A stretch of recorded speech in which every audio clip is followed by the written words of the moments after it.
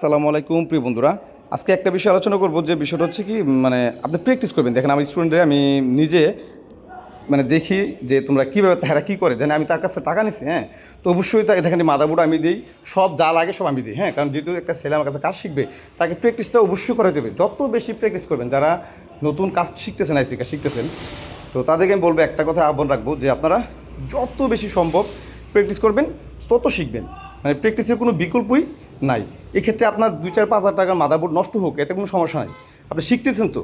হ্যাঁ, তো আমার দেখেন আমি স্টুডেন্ট প্র্যাকটিসের সময় আমি তাদেরকে সরাসরি চেষ্টা করি যে এই যে স্টুডেন্ট আছে কাজ করতেছে, সে পাওয়ার আইসি, আপনি ডব্লিউটিআর অথবা 4G আইসি, এরকম সব আইসি, চার্জিং আইসি, এগুলো চেঞ্জ করতে পারে, রিমুভ করতে পারে, কোনো সমস্যা না। কিন্তু তার সিপিইউ এবং তোলার সময় তার একটু সমস্যা হয়। হ্যাঁ, কল ফান্ডিং তো অবশ্যই শিখবে, কিন্তু তার আইসি কাজটা কিন্তু শিখতে হলে তাকে অবশ্যই তাকে বেশি বেশি প্র্যাকটিস করাই দিব। আমি আমার স্টুডেন্ট যেটা করে থাকি আর কি, দেখেন এই যে আমার যে নতুন স্টুডেন্ট দেন, সে তুলতে গেলে একটু এখনও কিন্তু তার তোলা 100% হয়নি। হ্যাঁ, আরও অভিজ্ঞতা দরকার।